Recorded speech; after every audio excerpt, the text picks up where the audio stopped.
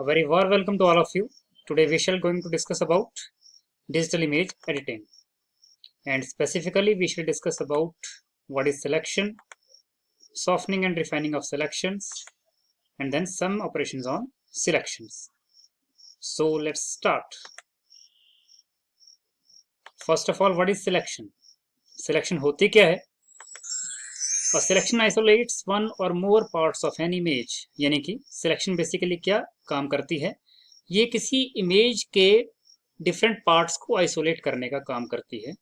आप किसी इमेज के मल्टीपल पार्ट्स को जो है अलग अलग भागों में बांट सकते हैं। आप उसके किसी एक भाग को उठाकर दूसरे भाग पर रख सकते हैं, या वगैरह वगैरह कोई और फंक्शन आप ऑपरेट कर सकते हैं with the help of selection. Bye selecting specific areas you can edit and apply effects and filters to portions of your image। इस लाइन का मतलब वही है जो मैंने आपको पहले बताया कि सिलेक्शन का जो उपयोग है वो बेसिकली आपके इमेज के किसी एक पार्ट को एडिट करने, उसके ऊपर कोई इफेक्ट अप्लाई करने, या फिर उसमें कोई फिल्टर्स अप्लाई करने के काम में ये आता है।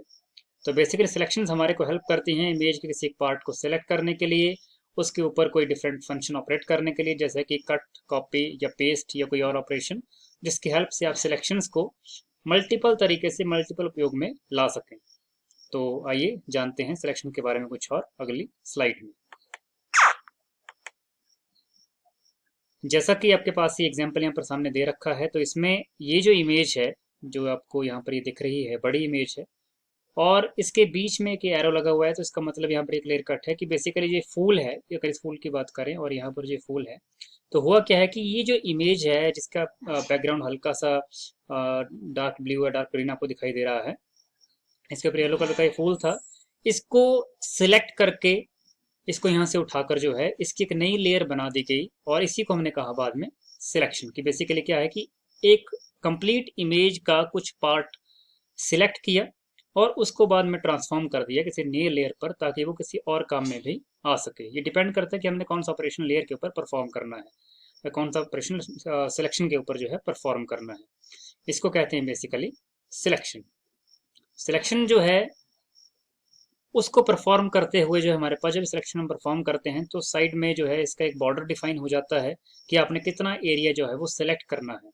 तो सिलेक्शन बेसिकली जो है हमारा एक बॉर्डर एरिया जो है वो मापती हैं, और उसके बाद जो है उस पर्टिकुलर दायरे में आने वाले जो भी इमेज का पार्ट है उसको आप चाहे कट कर सकते हैं, जैसे कि यहाँ पर किया हुआ है, या क्रॉप कर सकते हैं या पेस्ट कर सकते हैं, वो आपके अपनी इच्छा पर डिपेंड करता है।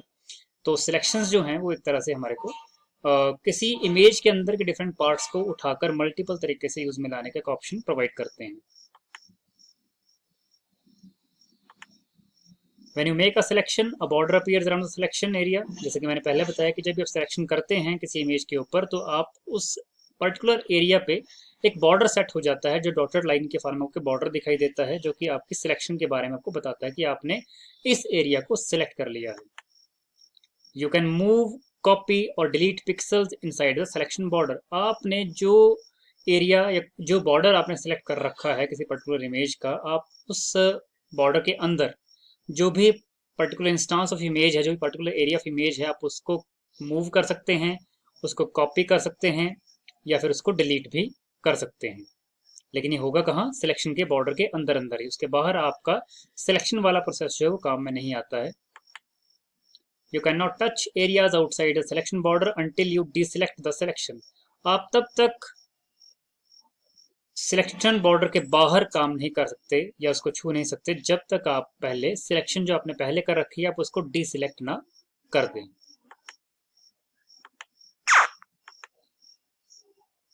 Ways of selection. सिलेक्शन कितने प्रकार से की जा सकती है, तो मैंने यहाँ पर आपको शॉर्ट में 4 पॉइंट्स यहाँ बताए हुए हैं। सिलेक्शन यूजिंग सिलेक्ट सब्जेक्ट और क्विक सिलेक्शन टूल्स। आप डिफरेंट प्रकार के सिलेक्शन टूल्स जो क्विक सिलेक्शन करने में हेल्प करते हैं, आप उनका उपयोग कर सकते हैं सिलेक्शन करने के लिए। या फिर आप सिलेक्शन यूजिंग मार्क्वी और लासो टूल, या फिर आप मार्क्वी टूल का यूज कर सकते हैं सिलेक्शन करने के लिए। या फिर आप सिलेक्शन करने के लिए कलर्स का यूज कर सकते हैं, या फिर इसके अलावा जो आप सिलेक्शन के लिए पेन टूल या शेप टूल का यूज भी कर सकते हैं। इस तरह के मल्टीपल टूल्स अवेलेबल हमारे पास होते हैं जो कि सिलेक्शन करने में हमारे को हेल्प करते हैं। Selection using quick selection tool. आप क्विक सिलेक्शन टूल की सहायता से कैसे सिलेक्शन कर सकते हैं, आइए इसके बारे में जानते हैं। सबसे पहले हमें करना क्या है, क्लिक करना है किस पे, क्विक सिलेक्शन टूल पे।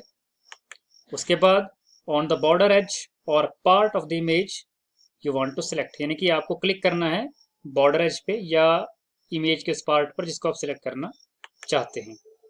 अगर हमें बाद में उस इमेज को या उस पार्ट को सिलेक्ट डिसेलेक्ट करना हो तो हमें डिसेलेक्शन के लिए हमें जो है सिलेक्ट में जाके, सिलेक्ट ऑप्शन में जाके वहां पर डिसेलेक्ट चूज करना पड़ता है। ये मैंने आपको पहले बता दिया।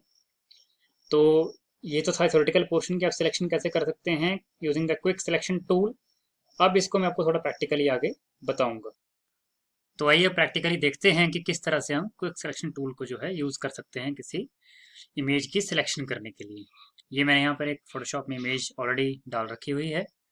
आप इसमें जो आपको यहाँ पर टूल्स पैनल है, जो टूल बॉक्स आपको अवेलेबल है लेफ्ट साइड पे, यहाँ पर आपको जो है जब आप इसको ओवर करेंगे तो यहाँ पर माउस कर्सर को ओवर करते हुए आपको यहाँ पर ये टूल दिख रहा है। इस पर अगर आप राइट क्लिक करते हैं तो यहाँ पर आपको ये क्विक सिलेक्शन टूल जो है वो मिल जाता है। आप क्विक सिलेक्शन टूल को सिलेक्ट करेंगे और उसके बाद सपोज कीजिए कि ये जो स्कूल की बिल्डिंग है यहाँ पर आपको एनिमेटेड फॉर्म में दिखाई गई है। मैं इसका जो ये पेड़ वाला हिस्सा यहाँ पे आगे का है, मैं इसको जो है सिलेक्ट करना चाहता हूँ। तो क्या हुआ देखिए, जितना मैं आगे बढ़ाता जा रहा हूँ इस कर्सर को, उतने ही कुछ पार्ट को ये जो है सिलेक्ट करता जा रहा है इस तरह से। तो ये सिलेक्शन हो गया। तो देखिए यहाँ पर ये बॉर्डर दिखाई दे रहा है आपको, जिसमें सिलेक्शन का कुछ आपको एक हल्का सा डायग्रामेटिक रिप्रेजेंटेशन जो है वो दिख रहा होगा। डॉटेड फॉर्म में स्ट्रक्चर आपको मिल रहा है यहाँ पर। तो बेसिकली ये डॉटेड जो एरिया है, बेसिकली ये जो है ये बॉर्डर है, जिस सिलेक्शन का आपका बॉर्डर है, जिसके अंदर आप जो है कोई भी ऑपरेशन परफॉर्म कर सकते हैं। और ये जो पूरा एरिया जो इस बॉर्डर के अंदर है, ये बेसिकली आपकी सिलेक्शन है। आप चाहें तो इस सिलेक्शन को उठाकर जो है कट कॉपी पेस्ट ऑप्शन जो है उसमें परफॉर्म करवा सकते हैं। इसके बाद आगे स्टडी करते हैं selection using marquee tool. Marquee tool क्या काम करता है, in the tools panel select the rectangular marquee tool.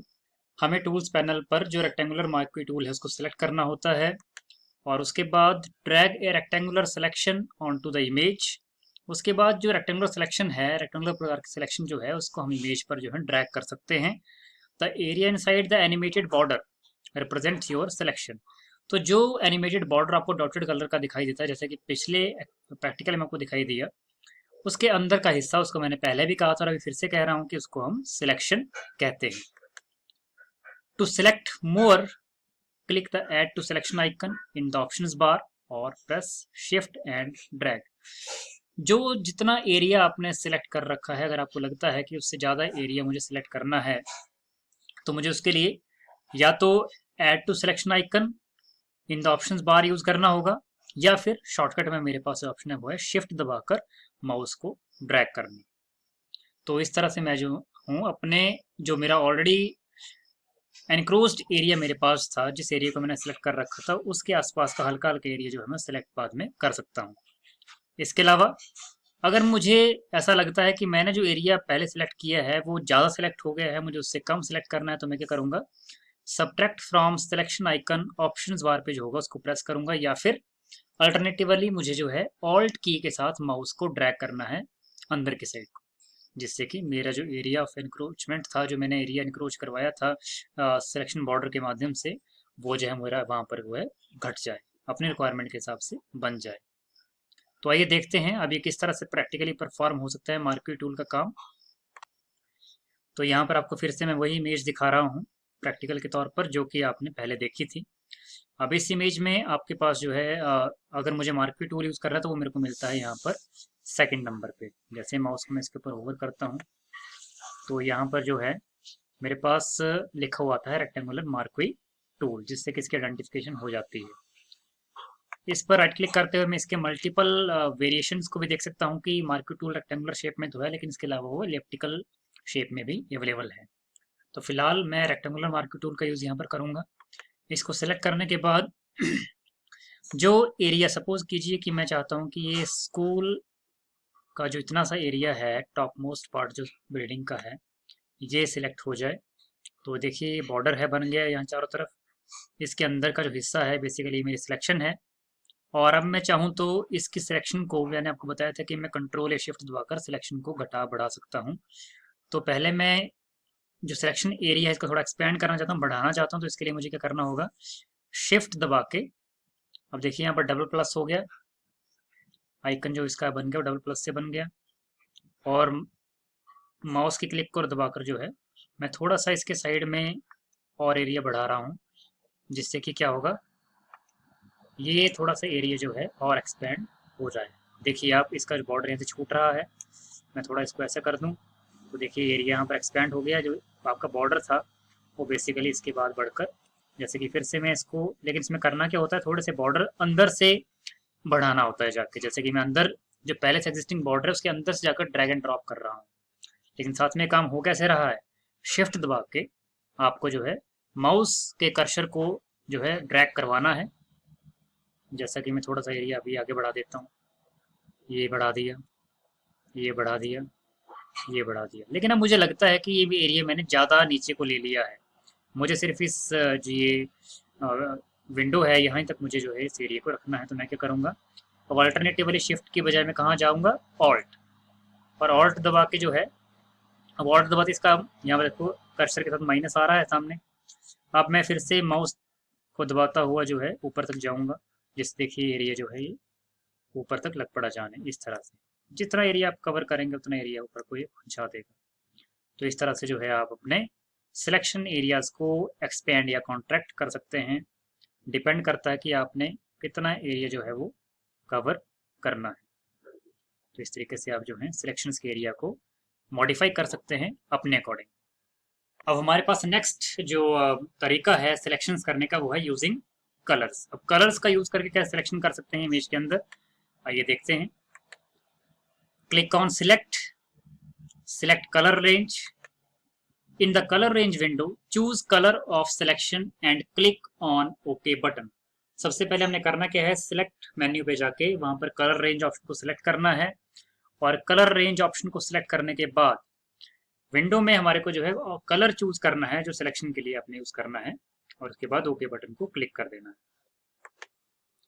You can set other settings as per requirement. इसके अलावा जो और सेटिंग्स उस विंडो में अवेलेबल होंगी वो आप अपनी रिक्वायरमेंट के हिसाब से सेट कर सकते हैं।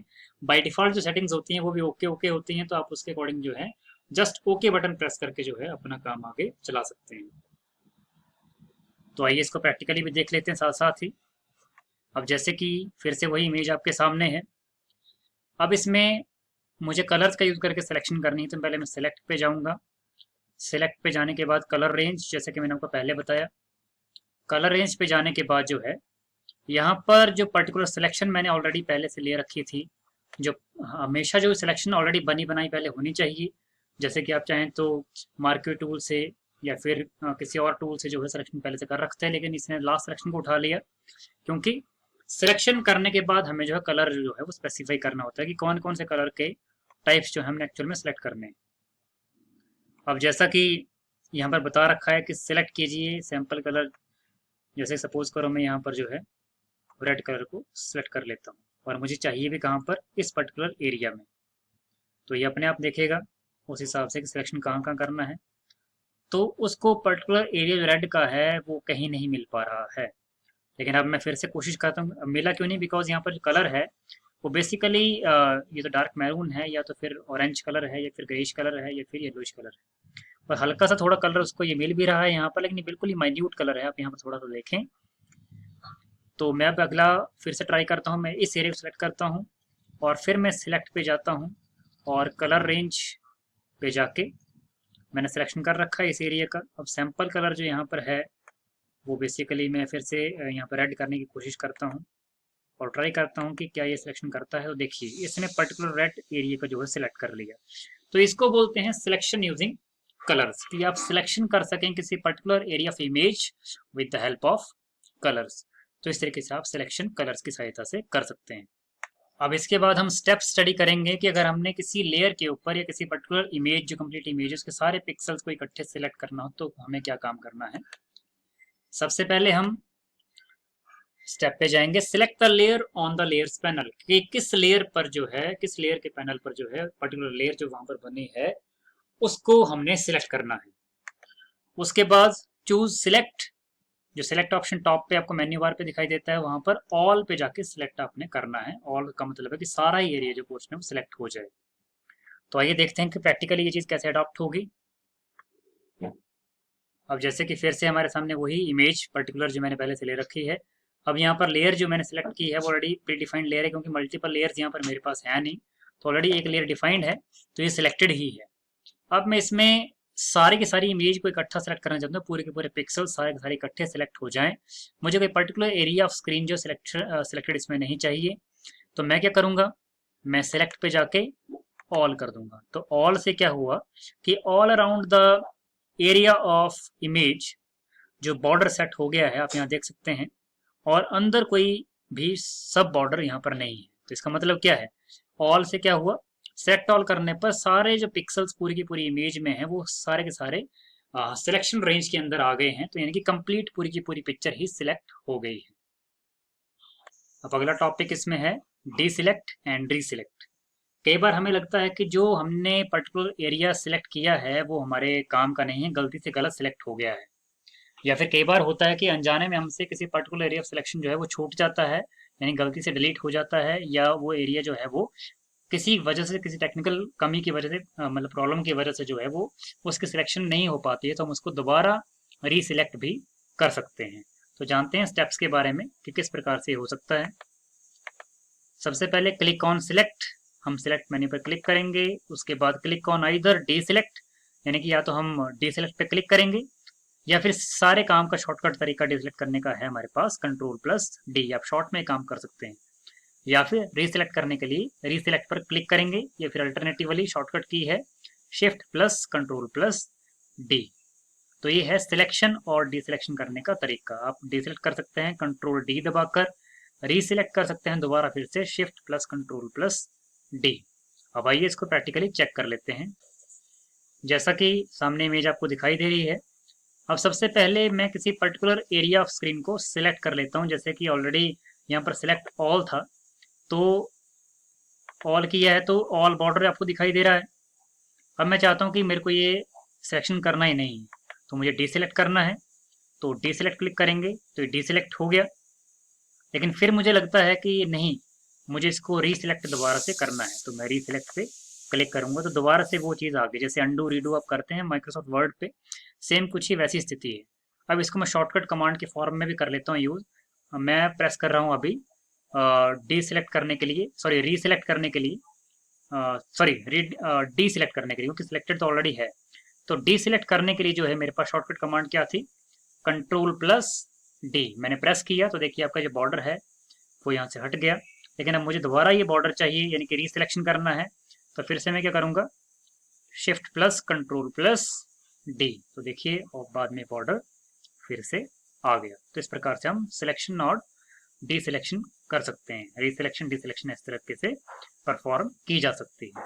नेक्स्ट टॉपिक हमारे पास है एडजस्टिंग सिलेक्शन, यानी कि मूविंग ए सिलेक्शन। की सिलेक्शन जो हमने कर ली उसको मूव किया जाए, उसको वहां से हटाया जाए। तो कैसे मूव कर सकते हैं, फर्स्ट स्टेप है selecting the image using selection tool. सबसे पहले हमें क्या करना होता है, इमेज सिलेक्ट करनी होती है सिलेक्शन टूल से। सिलेक्शन टूल आपका मार्कोई टूल हो सकता है, पेन टूल, लासो टूल, आप कुछ भी यूज कर सकते हैं, आपकी इच्छा है। उसके बाद then position pointer inside the image, उसके बाद पॉइंटर को अपने इमेज के अंदर ही पोजीशन में रखना है। And drag the newly shaped pointer to where you want to move the image. उसके बाद आपने जो है पोजीशन पॉइंटर को जो है अपनी इच्छा अनुसार किसी पर्टिकुलर जगह पर मूव करवाना है। We can extend the border of selection by dragging mouse pointer with pressing shift key. हम एक्सटेंड कर सकते हैं बॉर्डर को सिलेक्शन का, जो कि पहले का भी तरीका था। ये शिफ्ट दबाकर जो है आप उस पर्टिकुलर बॉर्डर को जो है एक्सटेंड कर सकते हैं अपने सुविधा अनुसार। तो आइए चेक करते हैं कि कैसे मूविंग ऑफ सिलेक्शन हो सकता है। जैसे कि मैं यहाँ पर जो है अभी तो सिलेक्ट ऑल कर रखा है, मैं इसको पहले डी सिलेक्ट कर देता हूँ। डी सिलेक्ट का तरीका ये भी है, डी सिलेक्ट कर दिया। अब इसके बाद मैं चाहता हूँ कि सिलेक्शन जो है वो मैं अपने हिसाब से करूँ। मैं यहाँ पर मैं इलेक्ट्रिकल मार्कोई टूल यूज़ कर लेता हूँ। ये पर्टिकुलर जो एरिया है स्कूल जहाँ पर लिखा हुआ है, मैं चाहता हूँ कि ये पहले ये एरिया सिलेक्ट हो जाए। अब इसके बाद मुझे चाहिए कि मैं इस पर्टिकुलर जो एरिया इस बॉर्डर के अंदर आ रहा है मैं इसको मूव करवा सकूँ। तो मैं उसके लिए सबसे पहले क्या देखूंगा, मूव टूल पे जाऊंगा। मूव टूल पे जाने के बाद उसके बाद जब मैं इस कर्सर के, देखिए यहाँ पर कर्सर किस तरह का बन रहा है। पहले कर्सर बाहर कुछ और तरह का है, सिलेक्शन इसके अंदर आने पर कर्सर जो है वो कट यानी कि एक सीजर की फॉर्म का यहाँ पर ऑप्शन दिखा रहा है। अब मैं इस पे माउस को क्लिक को दबाकर जो है इसको एक्सटेंड कर सकता हूँ, यहाँ से उठाकर कहीं और जो है रख सकता हूँ। तो इससे क्या हुआ, मूवमेंट ऑफ जो आपकी सिलेक्शन है वो यहाँ पर पॉसिबल है। देखिए इस तरह से मैं फिर चाहूँ इसको उठाकर वापस यहाँ भी ला सकता हूँ, जैसा ये था आपको वैसा ही मिल जाएगा, या फिर से इसको उठाकर जो है मैं यहाँ से कहीं और ले जा सकता हूँ। तो इसको कहते हैं मूवमेंट ऑफ सिलेक्शन। इसके बाद हम नेक्स्ट टॉपिक स्टडी करेंगे, शो और हाइड ए सिलेक्शन। तो हाइड सिलेक्शन को शो करना या हाइड करना, यानी कि बेसिकली कहने का मतलब है कि सिलेक्शन का जो बॉर्डर है उस बॉर्डर को आप सामने रखना चाहते हैं कि शो करवाना चाहते हैं या फिर हाइड करवाना चाहते हैं, ये काम आप कैसे कर सकते हैं। तो इसके लिए हमारे पास स्टेप्स हैं। पहला स्टेप है click on view and check oblique uncheck extra for showing और हाइडिंग सिलेक्शन एजेस। यानी कि हमें व्यू में जाकर जो है एक्स्ट्रा एक ऑप्शन आपको दिखाई देगा एक्स्ट्रा नाम से, उसको आपने चेक या अनचेक करना है, जिससे क्या होगा आपकी सिलेक्शन के एजेस जो हैं वो शो या फिर हाइड हो जाएंगे। अल्टरनेटिवली आप क्लिक कर सकते हैं व्यू बटन पे, व्यू मेन्यू पे, जिसके बाद एक्स्ट्राज के नीचे ही आपको साथ में मिलता है शो, और उसमें आप जो है सिलेक्शन एजेस के ऑप्शन को या तो टिक लगा सकते हैं, चेक लगा सकते हैं, या फिर उसको आप चेक को रिमूव कर सकते हैं। मतलब कि आप सिलेक्शन को शो करवा सकते हैं, एजेस को शो करवा सकते हैं, या फिर आप उसको हाइड करवा सकते हैं। आइए प्रैक्टिकल इस चीज़ को देखते हैं। अब जैसे सपोज कीजिए कि मैंने किसी टूल की सहायता से जो है, लास्ट टूल जो मेरे पास था वो क्या था, ये मार्क्वी टूल लिप्स का, यानी कि सर्कुलर एलिप्टिकल शेप में टूल था। मैं इसके सिलेक्शन को हटा देता हूँ, कंट्रोल डी दबाकर आप इसको शॉर्ट में हटा भी सकते हैं। अब मैं क्या करता हूँ कि यहाँ पर जो है रेक्टेंगुलर मार्क्वी टूल ले लेता हूँ और मैं पर्टिकुलर एरिया जो है उसको सिलेक्ट कर लेता हूँ। अब सिलेक्शन करने के बाद मुझे जो ये बॉर्डर है बेसिकली ये मुझे नहीं चाहिए कि ये बॉर्डर की जो डॉटेड लाइंस फ्लो होती दिख रही हैं ये मुझे नहीं दिखनी चाहिए। तो मैं क्या करूँगा, व्यू पे जाके वहाँ पर एक्स्ट्रा का ऑप्शन दिया हुआ है, जब मैं इसके टिक मार्क को यहाँ से हटा देता हूँ, यानी कि शॉर्ट में कंट्रोल प्लस एच इसका शॉर्टकट कमांड भी होता है, तो मैं इसको टिक को अगर यहाँ से हटा दूँ तो आपको देखिए ये जो बॉर्डर था, हालांकि इसमें जो सिलेक्शन एजेस हैं वो प्रेजेंट होंगी पर, लेकिन आपको वो यहाँ पर हाइड हो गई। आप उसको दोबारा सामने लाना चाहते हैं सिलेक्शन एजेस को, तो आपको फिर से जाके एक्स्ट्रास को टिक लगाना है, जिससे कि आपका जो है ये सिलेक्शन एजेस दोबारा से दिखाई देने लग गई। तो बेसिकली बॉर्डर आपको दिखता है सिलेक्शन का जब आप एक्स्ट्रास पे जाके टिक मार्क लगाते हैं या फिर उसको हटाते हैं उसको हाइड करने के लिए। इसके अलावा अल्टरनेट ऑप्शन मैंने आपको और बताया कि जब आप व्यू पे जाएंगे एक्स्ट्रा के नीचे शो ऑप्शन भी है, यहाँ पर आप जो है सिलेक्शन एजेस के पास जाकर जो है अगर आप इस टिक मार्क को हटा देते हैं यानी कि आप अनचेक कर देते हैं तो भी आपका जो बॉर्डर है सिलेक्शन एजेस का बॉर्डर ये भी हट जाएगा। और दोबारा अगर इसी ऑप्शन को यूज़ करना है तो व्यू पे जाके शो पे जाके आप सिलेक्शन एजेस को दोबारा जो है टिक मार्क लगा सकते हैं। तो इस तरह से जो है आप सिलेक्शन एजेस का शो एंड हाइड जो ऑपरेशन है वो परफॉर्म कर सकते हैं। नेक्स्ट टॉपिक आता है refining and selection of edges. आप एजेस को कैसे रिफाइन कर सकते हैं इसका आपको यहाँ पर पूरा डिटेल में आपको बताया जाएगा। तो सबसे पहला इसमें पॉइंट है refining edges option improves the quality of selection edges. Selection edges जो होती हैं उनकी क्वालिटी को इम्प्रूव करने के लिए रिफाइनिंग एजेस का जो कंसेप्ट है वो यूज में लाया जाता है। It can be done by simply clicking refine edge option in the options bar.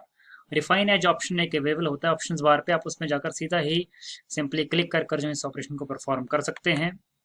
और it can also be done by clicking on select and then refine edges, या फिर अल्टरनेटिवली आप जो है सिलेक्ट ऑप्शन पे जाके बाद में रिफाइन एजेस को सिलेक्ट कर भी ये काम कर सकते हैं। तो आइए देखते हैं काम कैसे होता है प्रैक्टिकली फोटोशॉप पे। जैसा कि ऑलरेडी यहाँ पर डिफाइंड सिलेक्शन बॉर्डर जो अवेलेबल है, तो सिलेक्शन एजेस को रिफाइन करने के लिए रिफाइन एज का ऑप्शन ऑप्शंस बार पे अवेलेबल यहाँ पर रहता है। जब मैं रिफाइन एजेस पे क्लिक करता हूँ तो ये क्या करेगा, ये आपके पास एक मल्टीपल प्रकार का एक मल्टी विंडो सेटअप आपको प्रोवाइड करेगा। जो एरिया मैंने सिलेक्ट किया था वो पार्ट कट कर खुद ही सामने आ रहा है, बिकॉज व्यू पे मैंने क्या रखा है, डिफॉल्ट व्यू मोड रखा हुआ है। अब इसमें मैं शो ओरिजिनल करता हूँ तो मुझे जो है ओके दबाने पर जो है कंप्लीट ओरिजिनल स्ट्रक्चर जो इमेज का वो दिखाई देगा। लेकिन अगर मैं रिफाइन एजेस पे जाके जो है शो रेडियस करता हूँ तो जितना जो मेरा एरिया था वो मुझे रेडियस की फॉर्म में दिखाई देगा। लेकिन यहाँ पर रेडियस क्यों नहीं सामने आ रहा है? बिकॉज मैंने यहाँ पर एज डिटेक्शन को इनेबल नहीं कर रखा है, यानी कि स्मार्ट रेडियस को इनेबल नहीं कर रखा है। जब मैं इसको इनेबल करता हूँ और रेडियस का थोड़ा दायरा एक्सटेंड करता हूँ तो मेरे पास जो सिलेक्शन एजेस हैं उनका जो पिक्सल का जो बॉर्डर एरिया का पिक्सल है वो धीरे धीरे बढ़ता हुआ दिखाई दे रहा है। जैसे कि आप इसको देखें, इसकी जो चौड़ाई है ये थोड़ी बढ़ रही है। मैं थोड़ा इसको और बढ़ा दूँ यहाँ से तो उतना ही ये बढ़ता जाएगा। तो इस तरीके से आप जो है देखिए बॉर्डर बढ़ गया। जितना मैंने यहाँ से बढ़ाया, रेडियस बढ़ाया, उतना मेरे पास जो सिलेक्शन एजेस का जो बॉर्डर एरिया है वो व्यू हो रहा है। अंदर का इसमें एरिया व्यू नहीं हो पा रहा है बिकॉज मैंने व्यू मोड सिर्फ शो रेडियस रखा है, शो ओरिजिनल नहीं रखा है।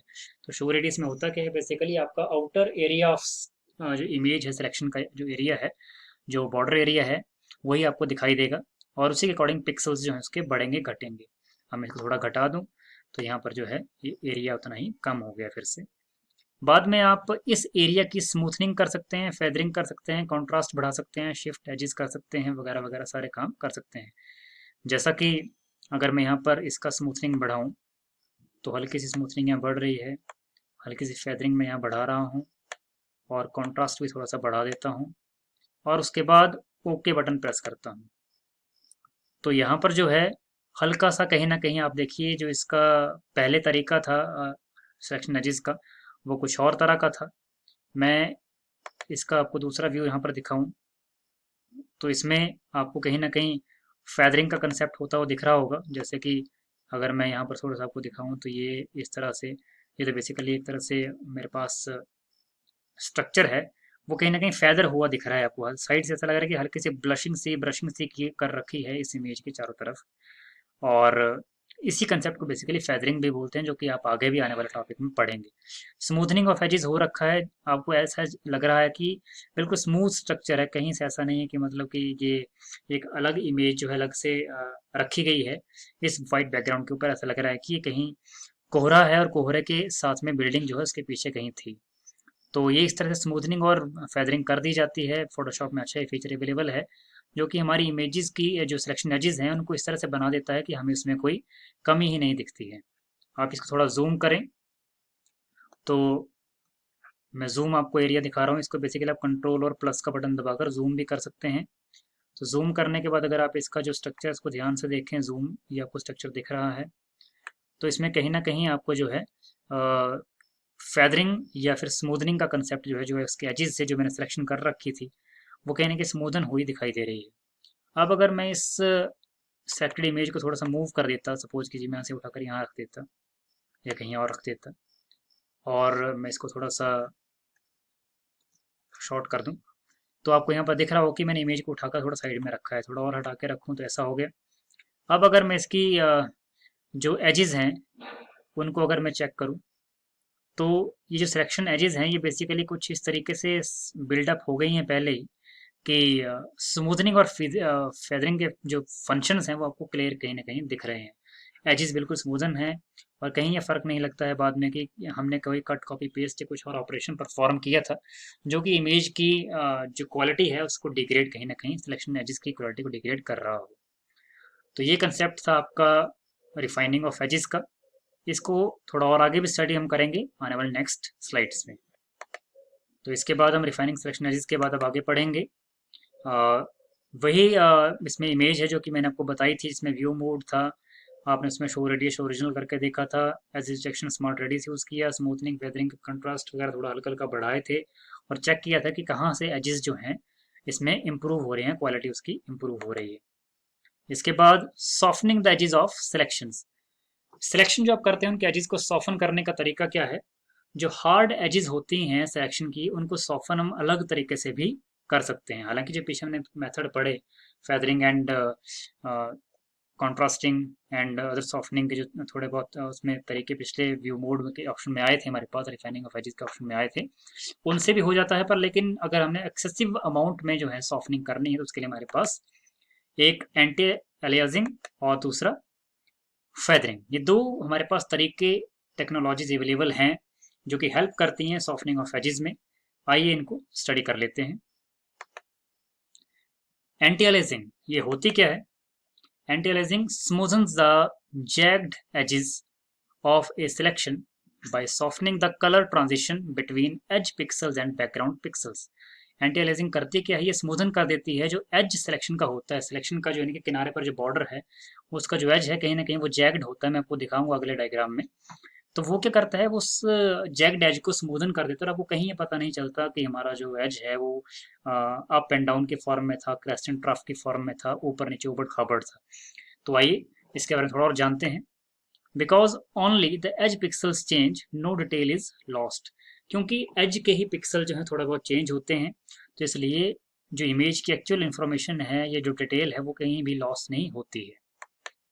इसके अलावा you can select anti aliasing with lasso tool, polygon lasso, magnetic lasso और elliptical marquee and magic wand tools. इन टूल्स की सहायता से जो आप हैं एंटी अलियासिंग के फीचर को यूज में ला सकते हैं। फॉर एग्जाम्पल जैसे कि मैं आपको यहाँ पर डायग्रामेटिकली बताऊं, जो नॉट एंटी अलियास स्ट्रक्चर है, आपको इमेज में यहाँ पर जूम्ड इमेज है, बेसिकली ये हेडफोन की इमेज है, छोटे से हेडफोन थे मैंने उसको जूम करके रखा हुआ है। तो इसकी जो इमेज है इसमें आप देखेंगे जैग्ड स्ट्रक्चर काफ़ी ज़्यादा है, अप्स एंड डाउन्स काफ़ी ज़्यादा है यहाँ पर। और ये जो चीज़ें हैं ये कहीं ना कहीं एंटी एलियास करके जो है हल्का फुल्का इसको जो है कहीं ना कहीं ओवरकम करने की कोशिश आपको यहाँ पर देखने को मिलती है। तो कहीं ना कहीं ये हमारी इमेज की क्वालिटी को बचाने की कोशिश करता है कि किसी भी यूज़र को at the very minute level of zoom या very maximum level of zoom जो है वो कहीं भी जैग्ड स्ट्रक्चर देखने को ना मिले। तो इस केस में एंटी एलियासिंग काफ़ी हेल्पफुल है।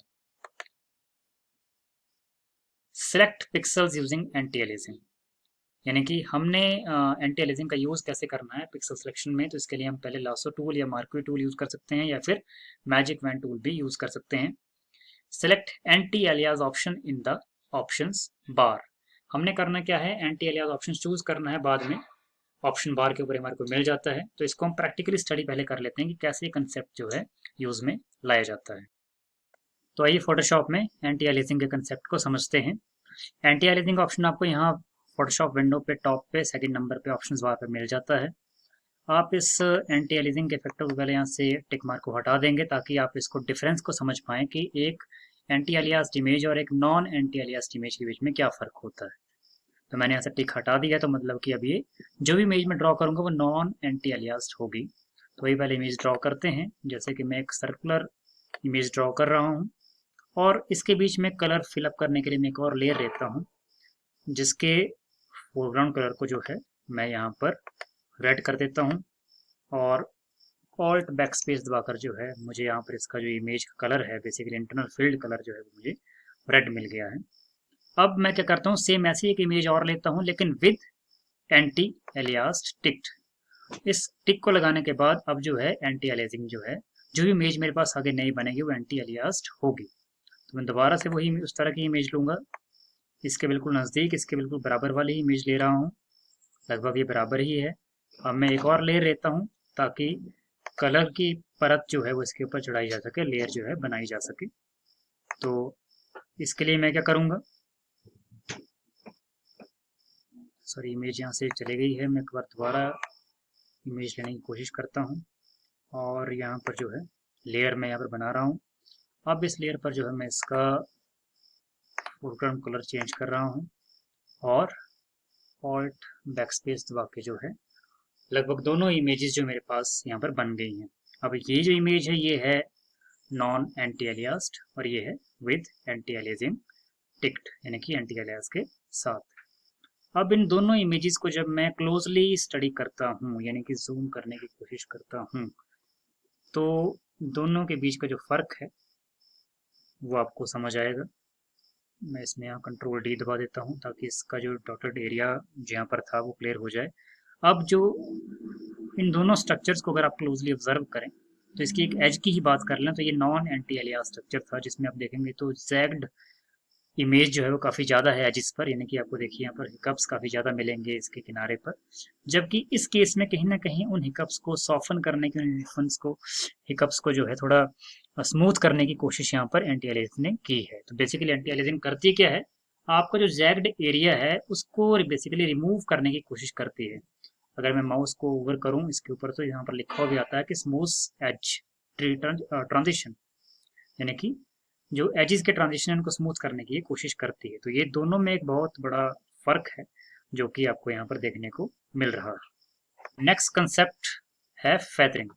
फेदरिंग बेसिकली करती क्या है? Feathering blurs edges by building a transition between the selection and surrounding pixels, यानी कि सिलेक्शन और उसके आसपास के सराउंडिंग पिक्सल्स जो हैं उस पे ये जो है ब्लर करने की कोशिश करती है उसके एजेस को, ताकि आपकी जो इमेज है वो उसके एजेस जो बिल्कुल सॉफ्ट दिखाई दें, वो सॉफ्ट दिखाई दें, उसमें कोई भी हिकअप्स या कोई एक तरह से आपके साथ डाउन्स या कुछ डिफरेंस ना दिखे सराउंडिंग पिक्सल्स और सिलेक्शन के बीच में। This blurring can cause some loss of detail at the edge of the selection, यानी कि इस तरह की ब्लरिंग जो है वो कॉज कर सकती है किसी प्रकार का लॉस ऑफ डिटेल, यानी कि जो भी इसके पिक्सल्स की इंफॉर्मेशन में थोड़ा लॉस आपको देखने को मिल सकता है at the edge of selection. You can create a feathered selection with the elliptical marquee, rectangular marquee lasso, polygon lasso और magnetic lasso tool। आप feathered selection का यूज जो है वो किन टूल्स के साथ कर सकते हैं? मार्क्वी टूल बेसिकली और उसके डिफरेंट वेरिएंट्स, या फिर lasso टूल और उसके डिफरेंट वेरिएंट्स के साथ। इसके अलावा हम फेदरिंग को ऐड कर सकते हैं किसी एग्जिस्टिंग सिलेक्शन के साथ भी by using the select menu. Select menu पे जाके जो है हम दोबारा से फेदरिंग जो है वो ऐड कर सकते हैं किसी ऑलरेडी एग्जिस्टेड सिलेक्शन के साथ। अब मैं इसका आपको थोड़ा डायग्रामेटिक तरीका बताता हूँ कि कैसे फेदरिंग जो है अडॉप्ट की जाती है इमेजेस के अंदर। जैसे कि आप ये इमेज सेम ही है, लेकिन आपको इस इमेज और इस इमेज में कुछ फर्क दिख रहा होगा। तो इसमें किया क्या गया है, ये विदाउट फेदर्ड इमेज है और ये विद फेदरिंग जो है इमेज है। अब इसमें बैकग्राउंड को थोड़ा सा यहाँ पर हल्का सा इसमें चेंजेस हैं। तो हुआ क्या है कि फेदरिंग ब्रशिंग एक तरह से सॉफ्ट ब्रशिंग यहाँ पर की गई है, जिससे कि ऐसा लग रहा है कि ये इमेज जो है सिंगल हैंडेडली है। आप यहाँ पर देखें हल्का सा ब्लूइश कलर आपको देखने को मिल रहा होगा, और यहाँ पर वही कलर जो है आपको ज्यादा अमाउंट में यहाँ पर देखने को मिल रहा है। तो फेदरिंग करके, फेदरिंग बेसिकली फेदर का मतलब होता है पंख। पंख को जब अपने त्वचा पर अपनी स्किन पर लगाते हैं तो कितना कोमल लगता है, कितना कोमल उसका फील आता है। तो सेम वैसे ही इस इमेज में भी फेदरिंग का मतलब है सॉफ्टनिंग करना इमेजेस की एजेस पर, ताकि जो सिलेक्शन एरिया है, जो सिलेक्शन एरिया सपोज करो यहाँ पर सिलेक्शन एरिया था, उसी के ऊपर फेदरिंग की गई, और उसके बाहर जो एरिया है उनके बीच में डिफरेंस जो है वो मेंटेन उस तरीके से ना हो। हालांकि इसमें इंफॉर्मेशन लॉस जो है एक तरीके से हमारे को देखने को मिलता है, बिकॉज जो एजेस हैं वो अपनी जो क्वालिटी है उसको उतना प्रोटेक्ट नहीं रख पाते हैं due to discrepancy between the outer and inner part of the selection. तो आइए इसको प्रैक्टिकली देखते हैं कि फेदरिंग प्रैक्टिकली कैसे अचीव की जा सकती है। प्रैक्टिकली फेदरिंग को अचीव करने के लिए सबसे पहला स्टेप है सिलेक्ट लासो टूल और मार्क्वी टूल। पहले मैं इन दोनों में से कोई एक टूल लेना है, यूज में लाना है, और उसके बाद enter the feather value in options bar. This value defines the width of the feather edge. It ranges from 0 to 250 pixel. Marquee tool से कोई शेप ड्रॉ करने के बाद हम उसकी फेदरिंग कर सकते हैं, और उसके बाद हमें उस फेदरिंग को करने के लिए फेदरिंग की एक वैल्यू जो है ऑप्शन बार में देनी होती है, जो वैल्यू रेंज करती है 0 से लेकर 250 पिक्सल्स तक। तो आइए स्टडी करते हैं फेदरिंग किस तरीके से अडॉप्ट की जा सकती है फोटोशॉप के अंदर।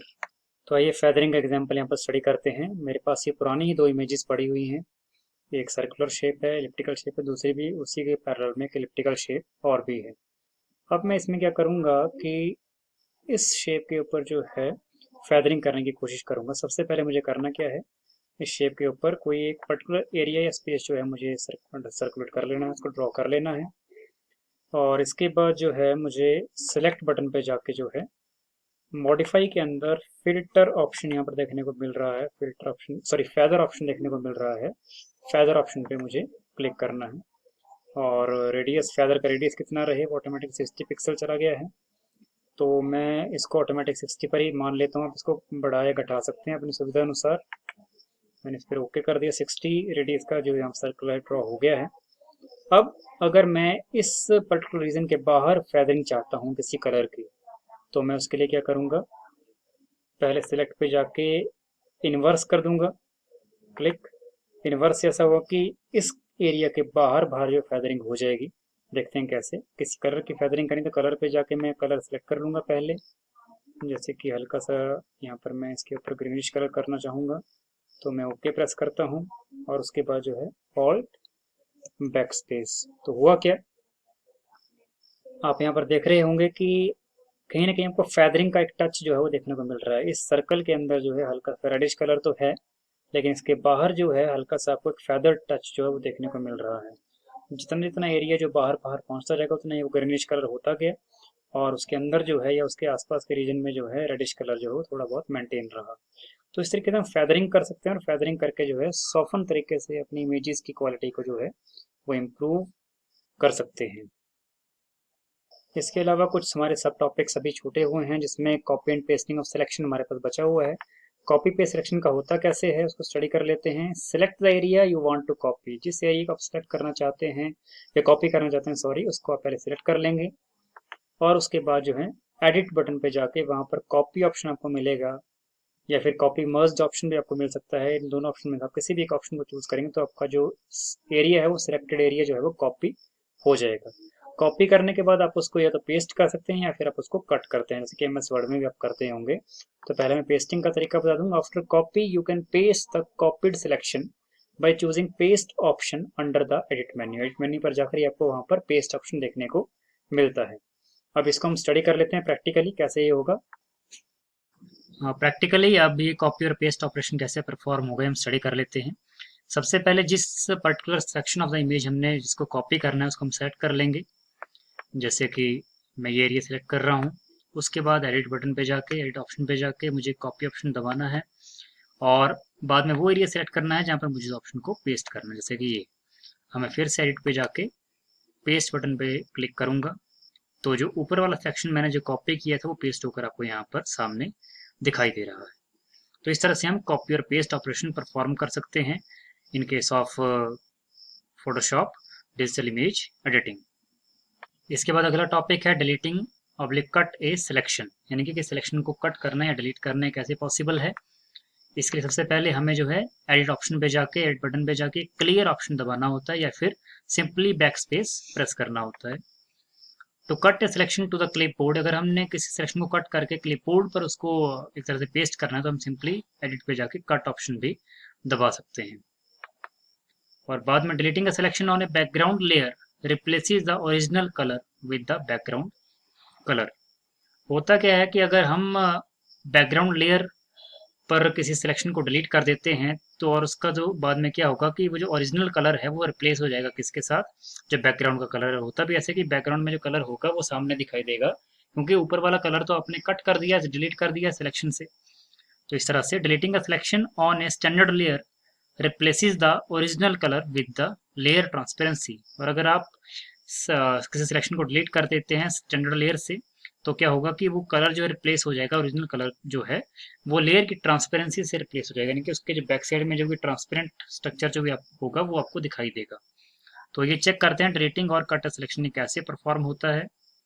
अब जैसे कि इस इमेज में मुझे किसी पर्टिकुलर सेक्शन को कट करना है तो मैं सिलेक्शन यहाँ पर बना दूंगा, और इसको मैं एडिट बटन पे जाके वहाँ पर कट ऑप्शन अवेलेबल है। अगर मैं डायरेक्ट एडिट से जाकर कट पे जाता हूँ तो वो क्लिपबोर्ड की तरह वो कॉपी या कट वहाँ से हो जाएगा, और बाद में उसको पेस्ट हम कहीं और भी कर सकते हैं, जैसे कि आप यहाँ पर देखेंगे। यहाँ से मैंने इसको कट कर दी इस पूरे सेक्शन को, अब मैं कहीं और इसको पेस्ट करने की कोशिश करता हूँ। तो इस सेक्शन को मैं यहाँ से कट करके पेस्ट कमांड पे क्लिक करता हूँ, तो ये सेक्शन यहाँ का था ये कट होके यहाँ पर पेस्ट हो गया है। और इसी तरह से अगर आप सिंपली इसमें क्लियर की बात करते, जैसे कि मैं इसको ही यहाँ से क्लियर करना चाहता हूँ तो मैं यहाँ पर एडिट पे जाके क्लियर बटन भी प्रेस कर सकता था, जिससे क्या होगा कि जो अपर लेयर बनी थी कट ऑप्शन वाली वो क्लियर हो गई है, और जिसके नीचे जो सरफेस था, जो लेयर का सरफेस बॉटम लेयर का था, वो आपको सामने दिखाई दे रहा है। तो इस तरीके से आप कट पेस्ट भी कर सकते हैं और कट के थ्रू क्लियर भी कर सकते हैं।